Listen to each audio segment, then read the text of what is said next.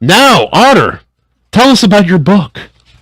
Well, The new one and the old one. yes, I'll start with the old one just so it's a little easier to wrap your head around. Thank you for that. Yes. Curse The of old the Joe Star Biden. Raids. It's a swords and sorcery novella about two brothers being pitted against the world. It's very much in a similar vein to something like Conan the Barbarian, Solomon Kane, Fafhrd and the Grey Mouser. If you like fun pulp adventure fantasy set in kind of like a world full of high magic, weird fantasy, and adventure, also with two brothers, and their whole relationship being at the forefront of it, I think you'll like this. Yes, yeah. Book one, I could there was it like it. You can tell it's a first book, but for all of that, there were quite a few scenes. Like the book is engaging, but there are a few scenes where it locked me in. Hardcore. AC, your book had some of those as well. Like certain scenes where it's like the book overall is great, but like certain scenes, it's like there's nothing else. I am in it. I see it in my mind. Yeah. And both of your books have scenes like that. There you go. Get real close, boy. Something like that. And Otter, I've talked to you about what some of those are, and there is some promotion for your second book that will reveal more of that in the future as well. But yeah, no, sir. Like, it sounds like some of those scenes were going to be very, very different before, and based on some feedback that you received from some people, beta readers, and kind of critique partners, you made some changes that really brought some of those scenes to life. Yeah, so the first book, it's something where I did have an outline, but the final product was anything but planned. It just kind of came together over time, and by the end, it just happened to be the way that it did. It's very much something that is, I would call emergent storytelling in a lot of ways. The overall tone is definitely something I didn't plan. Originally, it was meant to be more in the vein of something like Wheel of Time. I think that's what kind of got me into writing a novel in the first place. But by the very end, I kind of put it together that no, this story, it fits a lot better as a swords and sorcery tale, And that fits better as a pulp. Yes, and once the name Steel and Stormbright came into my head, and it was just kind of like something that just ran right in there one day. Michael Harris also has a book, and it's very good. The ending was perfectly engaging. Okay, I'm done shilling. Continue, Otter. Hail, Michael Harris. But yeah, it was something that once the name came into my mind, I knew what I wanted, and it's kind of been a straight shot ever since. This second book, so far anyway, it may change. So far, it's been far easier to write. I've had a much better idea of what I've wanted there. And second book, I'm actually mixing things up quite a bit. It's a bit more of a heist thriller in several ways. There's still the swords and sorcery angle to it, but there's a bit of a darker tone to it as well. Which the first book had its own kind of share of dark tones. Like, I'll ask like writers in here, so that'll be. Oh, Joe left, so I won't ask him. But Otter and AC, like, how do you guys go about? Oh, I was gonna say, how do the writers in the group in our little panel here? How do you go about deciding the level of like how vividly you're gonna display the darker aspects of your story? Justin, stop reading the chat. I'm closing. I'm only reacting to AC and bats at this point. I promise I'm trying to keep it together. It's all closed. I'm only reacting to you all. Sorry. What the fuck? Dude, does it happen to any other show where the chat derails all the... Oh, it happens on a lot of shows. Apologies, Honor. This is by far the roughest seas we've ever traversed. You were there for this is disrespectful to you. You were there for the Sea Wife episode, Bats. Don't even pretend. Like I know, man. I'm fucking. I can't. It's like I can't look away, man. I'm sorry. Your wife was out of control. I had to close it. I had to close it because it was so good. I closed it about 7 minutes ago, and I pulled it together, and you guys are still laughing. It's pulling me off track. But to answer your question, Kahuna, I really actually I don't put a filter on it, and it's very much a stream of thought, and I'm actually kind of I just let that flow and kind of focus on the other mission I have, which is describing everything in a certain way, right? I basically just imagine what what realistically would happen, and then I just kind of go from there, and I don't sugarcoat it basically. So Yeah, and even with me, like my method isn't too far from yours, AC. I mean, I'm okay. I mean, there's a certain level of you as an author. It's like your main characters are going to have to suffer to a certain extent just for the story to actually happen, so they can grow. yeah. So just Um, imagine what would really happen when that dragon swipes him or hits him with fire or whatever. Like, yeah. Luke Stone is gonna have to draw eyeballs running down people's faces and flesh curling back. Well, like even that's the thing too. Like, and the story can still get very vivid with its darker aspect and still be good. Example, AC. I don't know if you've read Berserk, but Otter and I and a bunch of others, including Bat Sauce, are going through all of the deluxe volumes right now, and it's very dark. And there's a visual element which just makes it even harder to kind of get around that.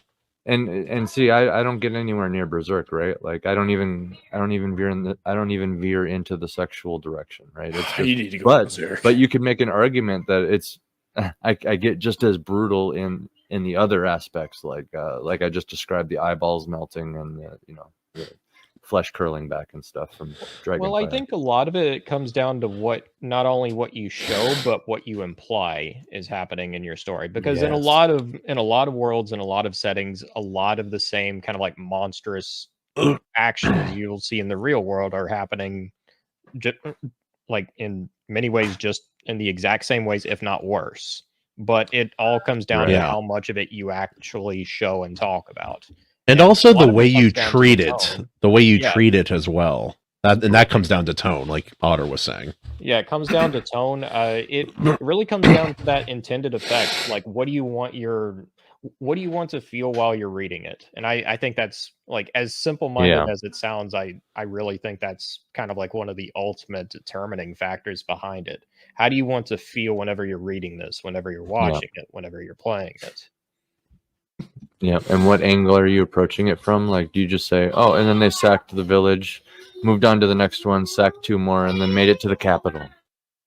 Or do you go in and do you walk through the streets and show like the carnage that will really be unfolding when any city is like deleted, essentially? Right. I mean, it's like, it's overstated already, but show don't tell. Like, you're wanting to show what happens in your story. Now, how much you reveal to your audience, that's up to you. But at the same time, you want to paint a scene. You actually want to kind of put you in the shoes of these characters, where they're going, what they're going through, what they're learning. That's the fun of storytelling.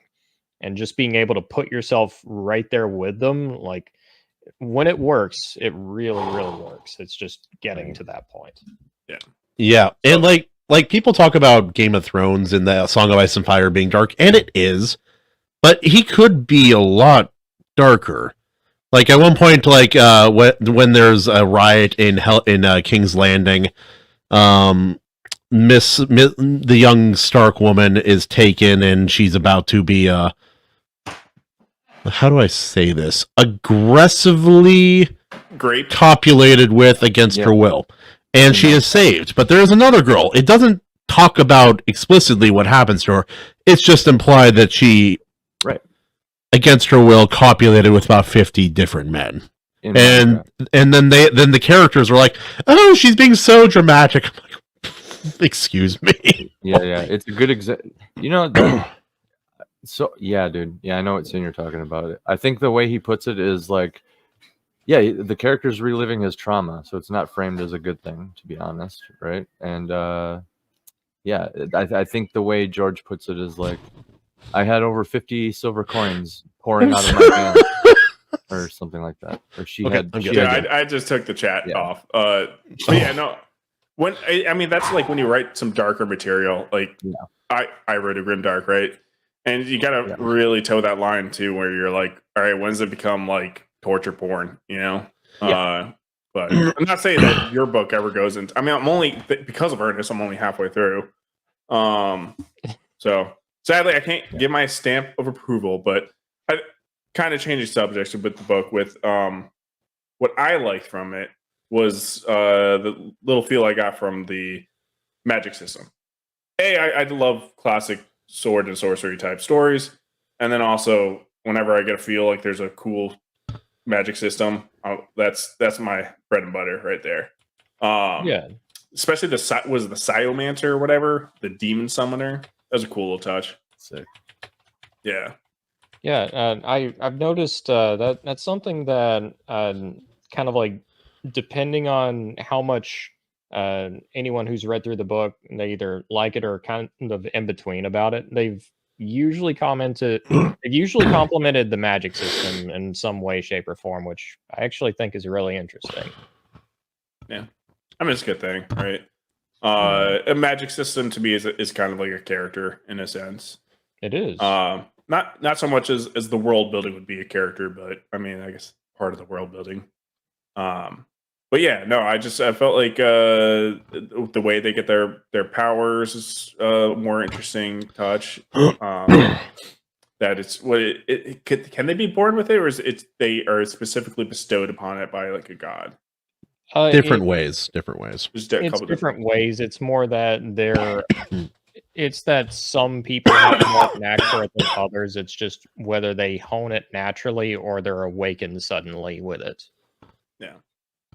Well, it's like whenever you read anyone's story, you can kind of get a feel of what they put time and effort into. Not like they're not all trying to create good stories, but I definitely got the sense that like everybody specializes. Exactly, that you've had some experience with magic systems and even just like a what's it called, pantheon of like gods and stuff like that. And I like that. I like that little detail that you focus on that. I mean, it gave similar praise for Record of Paladin with his magic system.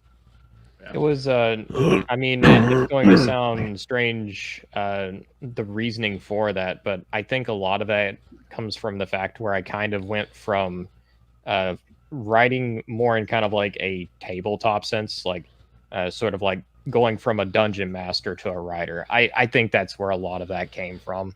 100%. World building is a ton of fun, and the setting was how I started the actual story, and I just kind of went from there, and it evolved from there.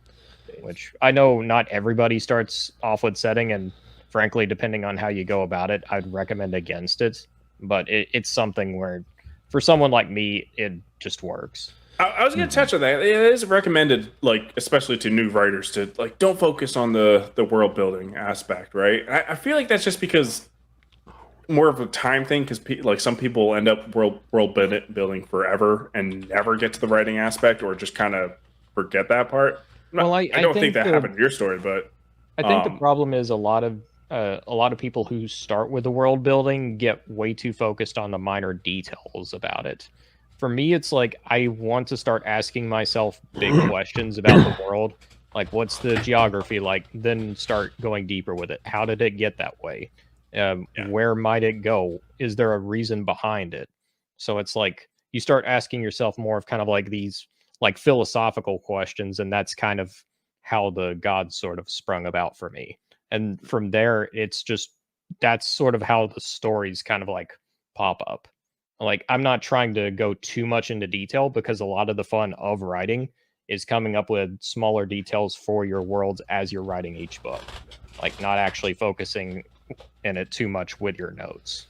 Yeah, but that's just me. I know every author is different in that respect. Yeah. But it's I've seen people write themselves, like lure themselves to death to the point where they're no longer able to tell the story they want to tell because they have too many limitations. But it worked for Tolkien,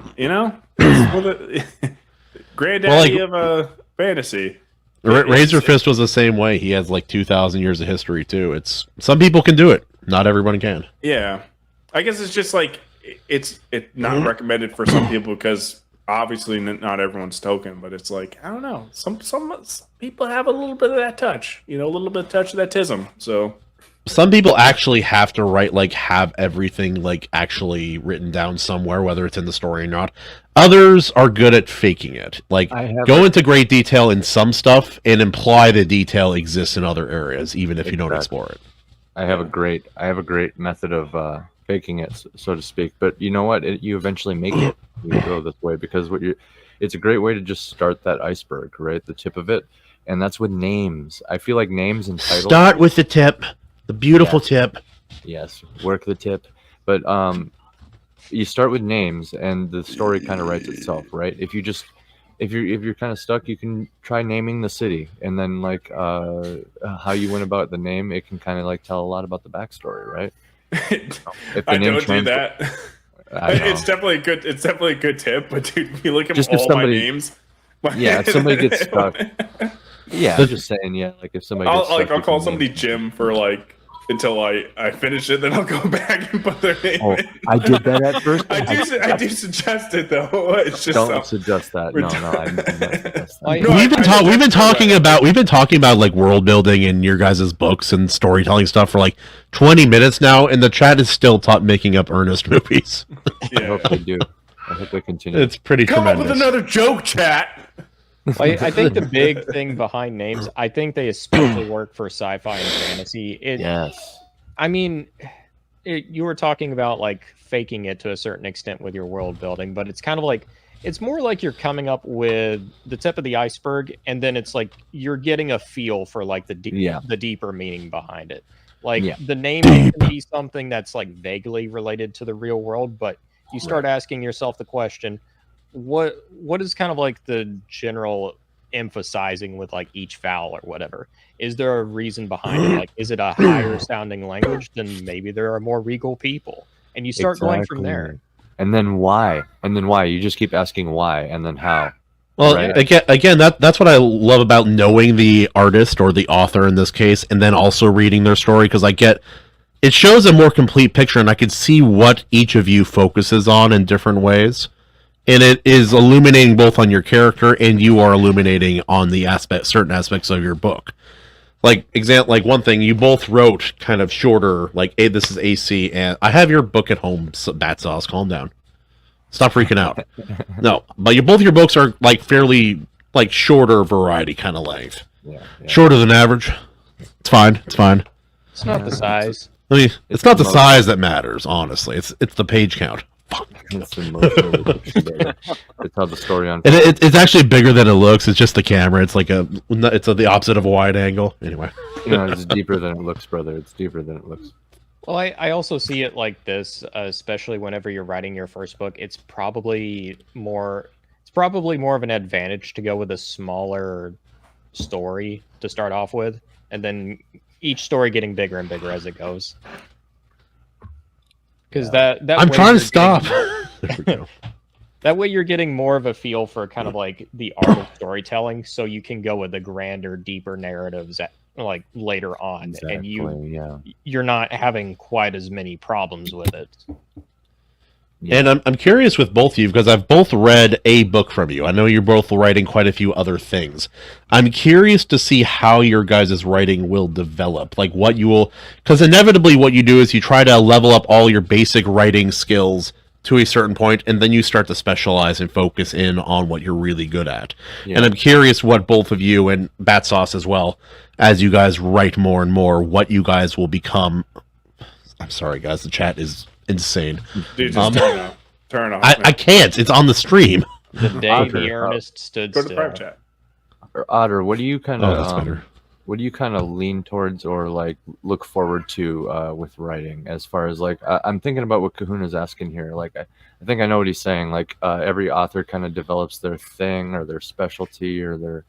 Like, Abercrombie writes character exceptionally well, even if they're all bad people that Justin wouldn't like. Right, and furthermore, like, specific aspects of character, not just general character, right? Like, it's like, you could have a whole slew of authors with all these different elements of character that they're all the best at, right?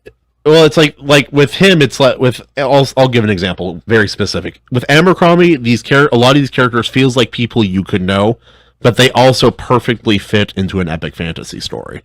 That's very hard to do for those who haven't tried it. very hard to make a bigger than life person also feel like maybe a neighbor at some point. Yeah. Well, at the very least for me, when it comes to what I'm looking forward to in writing, I'll say this: one of my all-time favorite writers, Big Shock, is Robert E. Howard, and one of the things I've always loved about Robert E. Howard is how he can make his character feel small compared to the greater world, but still give them like a defiant voice. That's one of the things I've always loved about Robert E. Howard. It's one of the reasons why I love reading Berserk as well. That's cool. You just watched a clip from the Iron Seas podcast. Make sure to like this, subscribe, it helps us out a little bit, and please catch the show live at 9:30 Eastern every Tuesday.